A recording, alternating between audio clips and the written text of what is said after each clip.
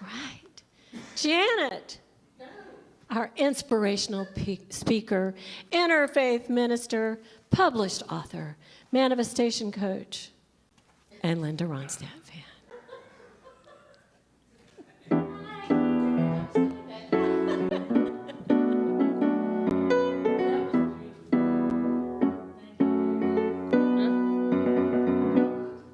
I'd rather sit there and listen to her sing. Right? Yes? Amazing. That's amazing. When somebody's doing what they love, and you can feel it, and you can hear it, and I don't know about y'all, but I'm in the chair over here with my heart just going like goosebumps city. So to me, that's what it's about for each and every one of us. So thank you for sharing your gift. Yes. So, again, my name is Janet Ellis, as if y'all don't know. I wanted to talk about being amazing. I have gone through a number of classes recently. I've done 2 retreats in a row. Don't do that. If you ever think about doing 2 in a row, don't do that. Especially if one's on grieving, because, oh, my Lord.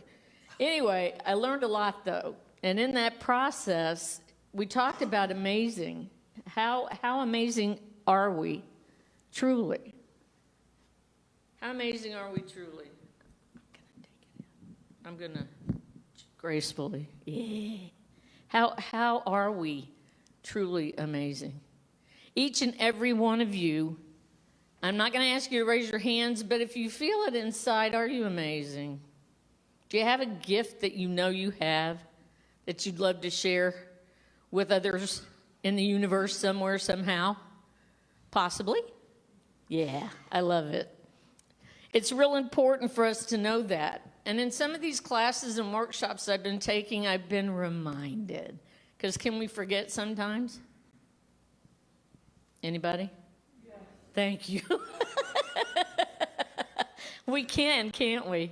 So this morning I get up, I get dressed, I get ready, I'm excited about coming, I get in the car, we go and stop somewhere for breakfast, and I have forgotten everything. My talk, my other stuff I needed, my everything. And I'm looking at my husband going like, okay, here's the test. Here it is. How good am I really? Not good. How amazing am I really in the gift that I have? Amazing. And so when you're winging it, if you have to, it's okay, because it's your gift and it's in you, and as authentic and amazing as we are, each one of us has that to work off of. The most important thing, I believe, is becoming our authentic selves. It's about rediscovering who we innately are. I know we've talked about this in the book studies before, how what happens is, as little children, blessed little children, sweet little babies that are totally dependent upon these huge monstrosities that hang over the crib and go, oh, you cute little baby, right? We're totally dependent upon them. Do we know what they know? No. Do they know what they know? No. No. Most of us don't know that we don't even know. The point being, whatever you get from those adults is what you learn and you become. So we spend the first half of our life being what we are told that we are to be, right? And then we get to a certain age, some of us, most of us, those of you in here, definitely. and we realize that what we have been saying, doing, or being is not exactly what I had planned, not exactly what I had on my mind to be or do. And at that point, it's up to us to make a change. Yes? So what if we don't want to make that change? Is that okay? Yeah, it is. It is. There's many of us out there today that I find in conversation with clients and such that know that they want to be different. Know that they are different. Know that they have the desire, the passion, the love to become amazing. But to shift that from the knowing to the doing is a whole different story. And you hear it a lot on TV, on the radio. Everybody's talking about how things need to be changed, what needs to be done, what we should be doing, what they should be doing, whoever they is. I'm not still sure, don't know who they is. But anyway, it's important to know that it's up to us. We must remember who we really are. We, you, me, we. Now, we can be together supporting one another, but I cannot, as much as I try for the life of me, change that man into something that he's not. Or you, or you, or you. The only person I can mess with is me, right? So it's like when carving the sculpture, David, Michelangelo said he was only bringing out of the marble what was already there. How he did that, I do not understand, but he did it. It's already there for us as well, right? It's there, isn't it? We take book studies. We pay dollars and, well, wait, I'm not going there because I do. We read books, right? We go to classes. We do weekend retreats. We're still trying to find out what it is we are supposed to be doing. And what we need to do is just to get to know ourselves more and to love what is right here, right now. It's okay if you're not fully Jesus yet. It's okay. Jesus wasn't fully Jesus at some point, right? It's okay to be where you are. I think that's the biggest challenge is for me, I can't speak for you, but for me is to know that no matter where I am right now, it's okay. And it's where I'm supposed to be. Amazing. No matter where I am, I'm amazing. Ooh, can you walk around all week saying that? No matter where I am, I'm amazing. You ought to try it. Feels kind of good. We base our spiritual growth on what our soul needs to expand, for it to arise and be the voice we hear and follow its guidance instead of our egos, right? Y'all know the difference between ego and spirit? Yes. So Deepak Chopra says, awakening is not changing who you are, but discarding who you are not. Let me say it again. Yes. Okay. Thank you for saying that, because I would. Deepak Chopra says, awakening is not changing who you are, but discarding who you are not. Whose thoughts are in your head that keeps telling you over and over again that you're not good enough? You're not smart enough. You'll never amount to anything. Why are you even doing this? You should have heard the conversation in here in the car on the way over here. But I finally sat down and I breathed and I talked to Spirit. I'm still a little nervous, but I know it's going to be okay because I'm amazing. Thank you for laughing. So, once we allow the heart to take the lead instead of the ego, we begin to live out our dreams. How many of you have dreams? Anybody have dreams now? Doesn't matter how old you are. How many of you have a dream on your heart? The dreams we have were put into our hearts by Spirit. Those visions we have are our mission here on this planet. We have a purpose, and if we follow the soul's voice, it provides us with the means and opportunities to accomplish our heart's soulful assignment. Boy, I struggled with this.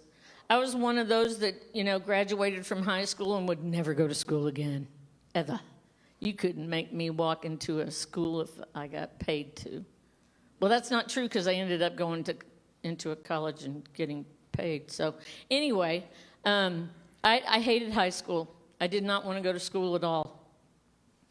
The most interesting experience I had at one point after I had been certified and licensed to facilitate workshops that I do on a regular basis now, and I was licensed and certified to become an interfaith minister, and I was licensed and certified to do so many other things that if you took all the credits and everything that I've got and put it next to a college degree, I'd have a master's by now.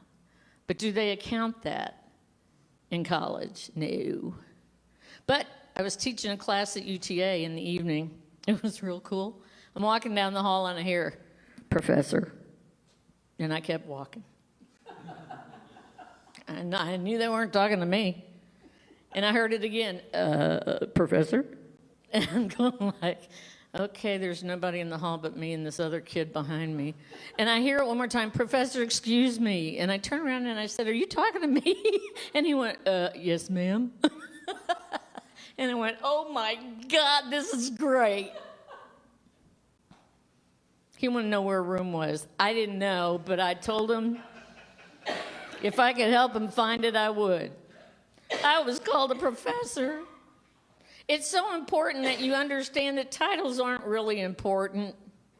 They aren't really important. We have to know and know how amazing we are. And I'm going to say that over and over again. Bless you. For many, the realization that we don't know who we are is disturbing. I struggled with that for years because I felt unworthy. I felt useless. I felt like I was nothing. Middle child syndrome, one of the many things, plus alcoholic family, blah, blah, blah, blah, blah. And so all that energy went into, they're right, they must be right, they got to be right.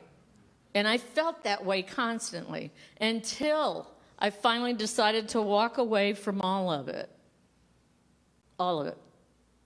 I had to get up and leave, literally, physically leave, so that I could take a look at myself and figure out what the heck it is that I really wanted to do and be. And if I was really supposed to be here. I was at that point as well. I had many family members that had attempted suicide, and it was a thought way back when. And it had been on my mind off and on, but I'm too afraid to die, so that's a good thing. I don't want to die now, though. That's pretty cool. So, part of our journey is to look back at ourselves when we were small children, when we knew who we were and who we are. The authentic part of us still sees wonders all around, like when we did when we were kids. I'm still a child at heart. And I've been called on it many a time at this age, and I don't care because I love being a kid. There was one point in therapy years ago, the therapist said, "So what are you going to do? Are you ever going to emotionally mature?" And I said, "If I do, then I'm going to lose my kid, and I am not going to lose my kid. This inner child has too much fun, and I don't want to lose her." Well, I learned how to mature somewhat and be able to keep the kid too. God, there's so much fun out there in the world if we just open our eyes to it and see it. That's why we love, well, not everybody, but most of us love being around kids. Why we like to play with them, what we want to do with them. They're amazing, aren't they? Just watch a kid being in the present moment of what it is they're doing. It could be a blade of grass. And they're so enthralled. And I tried that later, and it didn't work. I got bored with that blade of grass and went to another one. It's interesting, though, staying in the moment, being in the moment. The ego has created mental pictures of who we are: child, parent, spouse, employee, coworker, artist, etc. These are the labels we wear, not who we are. To see who we are, we must get quiet. In the silence is where we discover our soul's voice. As we listen, we begin to learn who our authentic self is. And I was blessed to be able to, one of my first workshops I went to when I started working on myself, and I'm now licensed and certified to teach it. but I got my mission and vision. You guys read your mission and vision for this church every Sunday. What is your personal mission and vision in life? Do you have one? Do you know what it is? Why are you here? This is what I mentor to 10th graders now. When they call roll in high school and in Fort Worth at the school I mentor at, when they call roll, used to it'd be yo, here, whatever. Now they got to stand up, they got to say their name, and they have to state their mission. These are 10th graders from lower income. And if it were me, I'd be saying, my name is Janet Ellis. My mission is to ignite, encourage, and amplify authenticity in myself and others. That is what I'm here to do. And I do that by creating a safe place so others can wake up to their own potential. That's my mission in life. That's what I'm here to do. I want every single person to know how amazing they really are. I don't care if you, I don't know, wear pajamas all day. I don't care if you live in a box. I don't care where you are. You are amazing. You are here for a reason. And you got to wake up and know it. The world needs you. The world really needs us, right? And if we each have a gift, and in the short time that Len and I have been here, I can honestly tell you guys, the individuals I have met here know more about their gifts than any other place I've ever been. And I want you to know that, because that is so important, that you guys know the truth of who you are, that you're aware, and you have created that safe place. We have created this safe place so that there are those individuals that can come in here and can just be, if they just want to be. You know what I mean? Just be.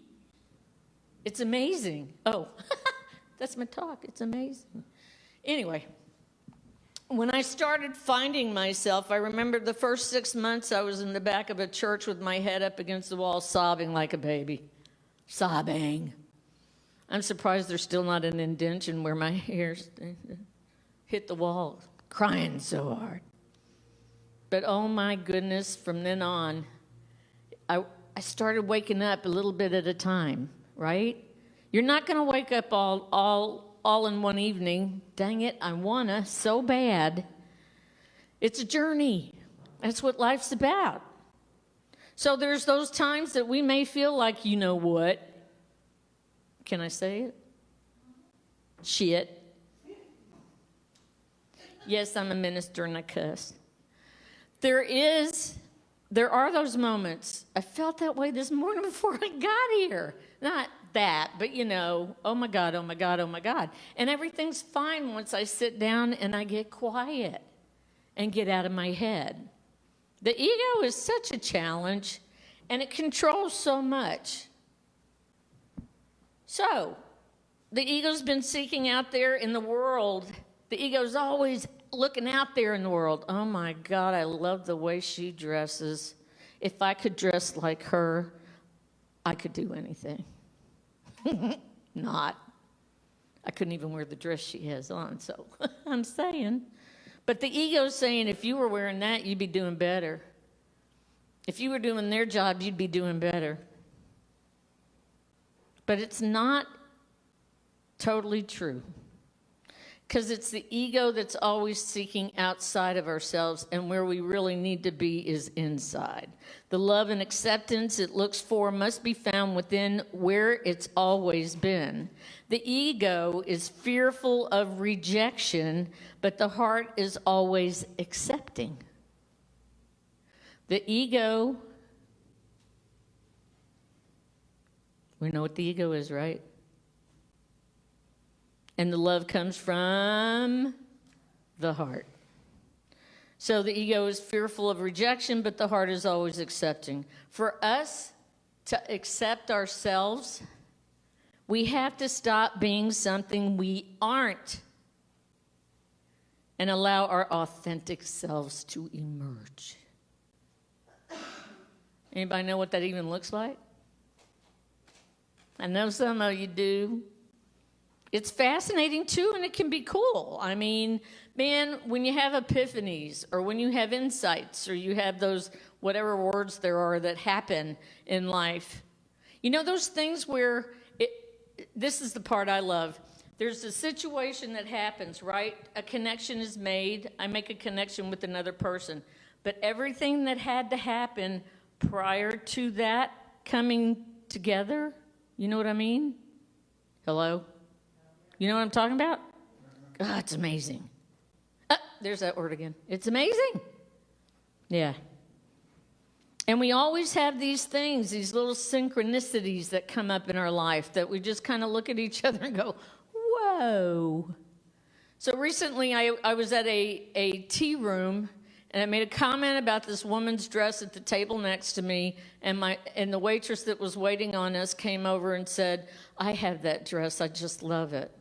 And I don't know this woman, and we start talking about the dress. Next thing I know, I'm creating a weekend retreat with her, which we did 2 weekends ago. That was amazing. She did yoga. I did spiritual and mental workshops. And it was the most fascinating experience I've ever had. Just because we talked about a dress. Amazing, right? You got to remember who you are, especially in the hardest times. Stop judging yourselves. Accept who you are as you are right now. Release the shame, the guilt, the blame, the excuses, the expectations, and the perfectionism.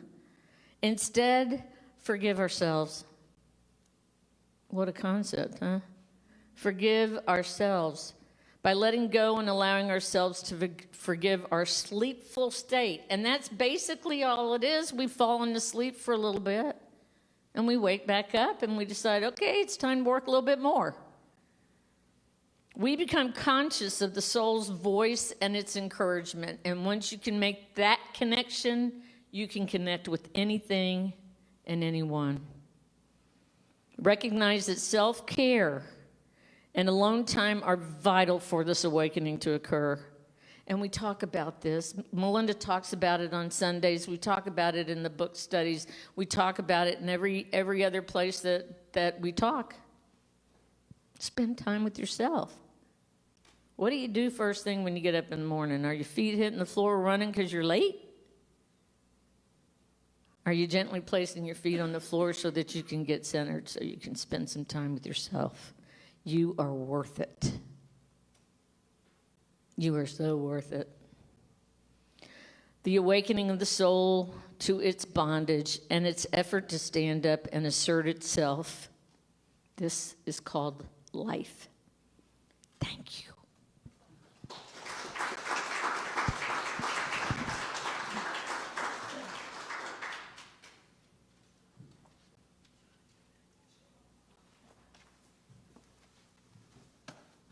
Okay, now's that going in time, guys. Are you ready? Are you excited? You're amazing. Go within. You're amazing. Y'all are so amazing. Okay, if you're willing to unload anything on your lap, if you're willing to ground your feet on the floor,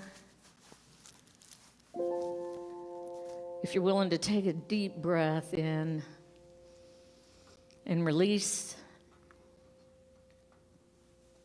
if you're just willing to sit in the silence.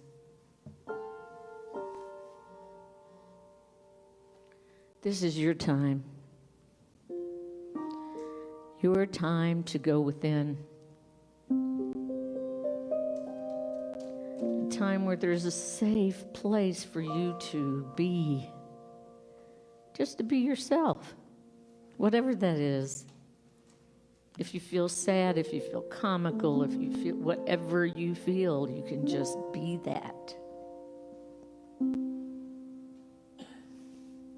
And remember to continue to breathe.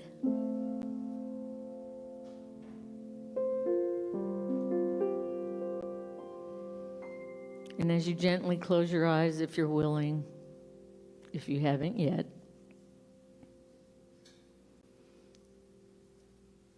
just hear what you need to hear. You are amazing.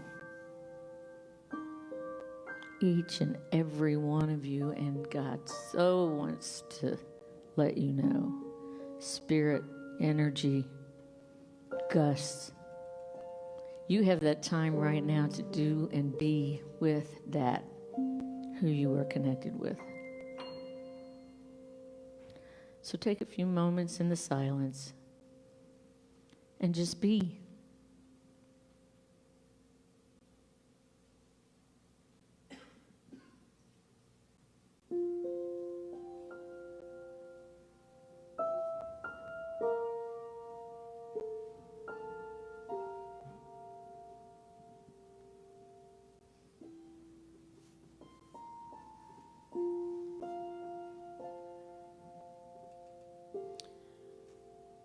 Remember, this space is always there for you. This space that you feel safe in, this space that is the energy that you embrace. Take a deep breath. Again, when you're willing to wiggle the toes and move the hands, and come back to this safe place. Because we need you, and you are amazing. And so it is.